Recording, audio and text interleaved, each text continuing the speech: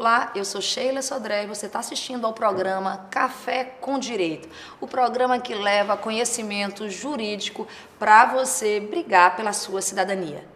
Você sabe, de fato, quem é que faz a defesa do Estado nas questões jurídicas?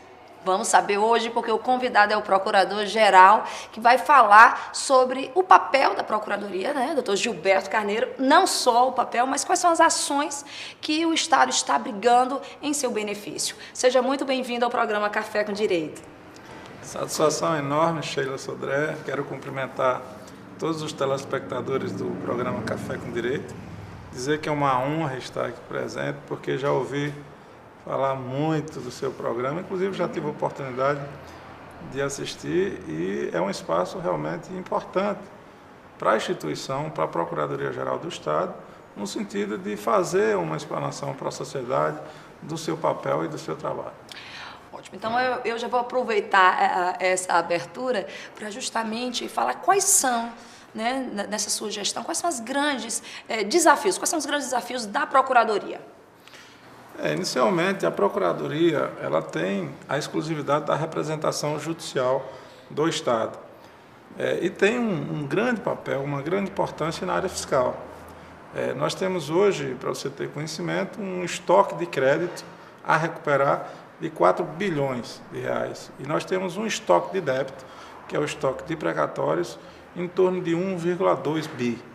Se fizer uma análise comparativa em relação ao que deve e ao que tem como crédito, nós teríamos aí um saldo de quase 3 bi. O problema é que nesse estoque de 4 bi, nós teríamos aí em torno de 50%, que é considerado título podre, aquele título que você praticamente não consegue recuperar. O desafio da Procuradoria é justamente aumentar a liquidez desse crédito e, ao mesmo tempo, diminuir o estoque do débito, que é o estoque de precatório. Como tem sido esse trabalho? Né? Quando você fala assim, a gente tem consciência de que parte desse crédito está podre, porque a gente tem, muitas vezes, nessas execuções, você tem empresas que estão falidas, fechadas, né? Que já não tem como recuperar. Quando você fala isso, o refis, né, que nesse governo, eu já tive a oportunidade de entrevistar a Marialva e eu bem chata, fazia Marialva, me deu uma boa notícia sobre refis. Não é uma política, a do refis, que o governo ele adota, não é isso? O refis depende de uma política de gestão. O governador Ricardo Coutinho, ele tem uma resistência, e eu particularmente comungo com a filosofia dele, de que o refis acaba por premiar o inadimplente. Geralmente você tem aquelas situações do contribuinte que não faz o recolhimento tempestivo dos seus débitos e aquilo ocorre de gerar uma correção e posteriormente ele fica no aguardo do refis. Então ele não faz esforço para fazer a liquidação dessa dívida.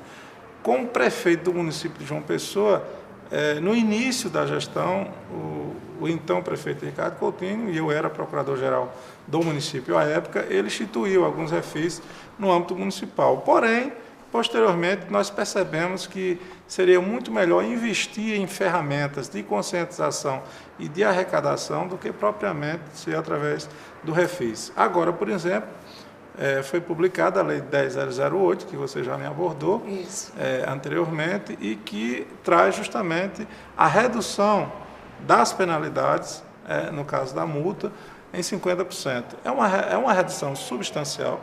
Nós consideramos que o valor da multa, a partir do momento que nós fizemos uma análise dos autos de infração lavrados, esse valor é um valor realmente que onerava muito a dívida. Então, a partir... Tornava ela impagável. Praticamente impagável. Então, a partir dessa redução, eu acredito que muitos contribuintes procurarão a Receita e a Procuradoria para liquidar os seus débitos. Isso está na esteira de uma lei anterior, que foi também da nossa gestão, a 9884/2012, que mudou a sistemática da correção da dívida, porque antes era através da correção monetária. E aí houve uma mudança e passou a ser aplicada a Selic. Isso também teve uma repercussão positiva a favor do contribuinte, porque diminuiu a sistemática da correção. E agora veio a 10.008 complementar esse arcabouço e facilitar o recebimento desses créditos. Há também o parcelamento, que hoje é possível parcelar em até 60 meses o débito fiscal. Então, eu acredito que são políticas permanentes. O que nós queremos investir é em políticas permanentes e não em políticas temporárias e sazonais, como é o caso do Refis. Esse benefício, essa nova lei, né, que não deixa de ser um benefício para quem já tem uma situação posta, para quem já tem um auto de infração, para quem já está na dívida ativa. Há um inciso que diz que ele retroage ou a gente vai ter que aplicar o CTN nessa questão da multa, especificamente para conseguir essa redução para a dívida que já está, por exemplo, ajuizada. No momento da elaboração legislativa, eu participei junto com os técnicos da Receita e com o próprio secretário Marialvo. Isso foi objeto de muita discussão. Mas nós chegamos à conclusão que só teria sentido e aplicação prática se ela pudesse incidir sobre os fatos geradores passados. Então, de parabéns. E isso foi a conclusão que se chegou. Está apenas se aguardando a publicação do decreto.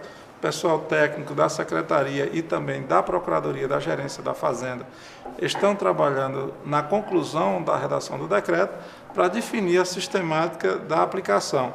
Também é preciso adaptar o sistema. Nós temos um sistema na PGE e na Receita que trabalha em link. É preciso fazer algumas adaptações do sistema, mas eu acredito que nos próximos 15 dias os contribuintes já começarão a procurar a Receita e a Procuradoria para fazer sua liquidação já dentro do novo modelo. Vamos, aí eu vou pedir, apesar de seria bem simples, mas se o senhor pudesse ser bem didático em que situação eu procuro? Eu vou direto à Procuradoria ou em que situação eu tenho que ir no sentido de ir na Receita ou mesmo em juízo?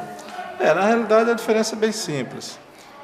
A dívida estando inscrita na dívida ativa, ela passa a ser prerrogativa exclusiva da Procuradoria-Geral do Estado para efeito de fazer a cobrança.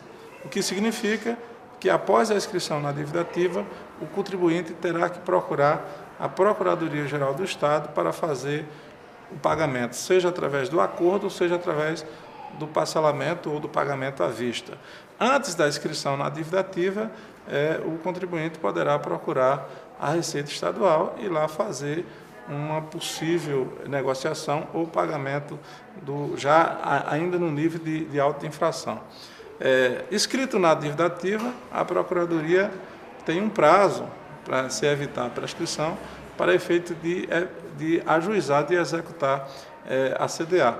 Hoje nós temos em torno de 12 mil execuções fiscais tramitando no primeiro e segundo executivos fiscais, que é justamente esses 4 bilhões de reais que eu lhe falei, que é o estoque da dívida ativa hoje do Estado.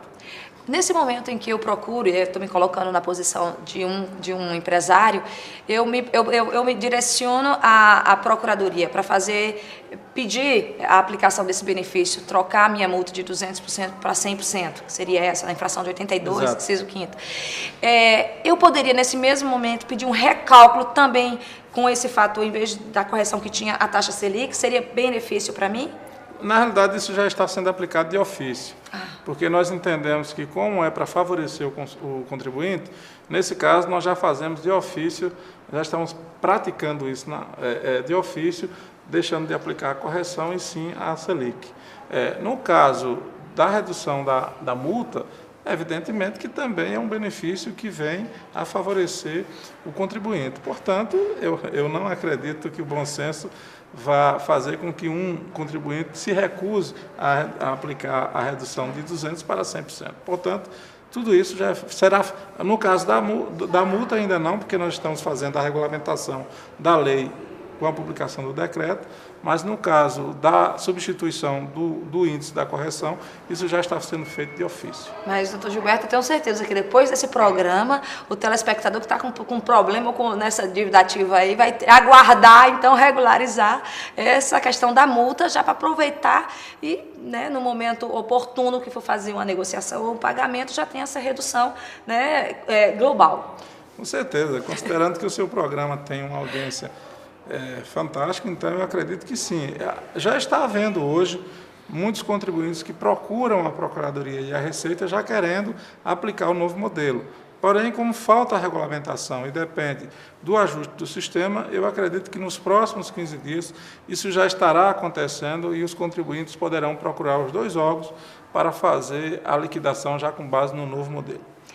É isso aí, tá vendo? Você que é empresário, em algum momento tem a sua dívida escrita, vá atrás para regularizar. Mas esse assunto e outros a gente vai falar no próximo bloco. Até um minutinho. Já voltamos com o programa Café com Direito.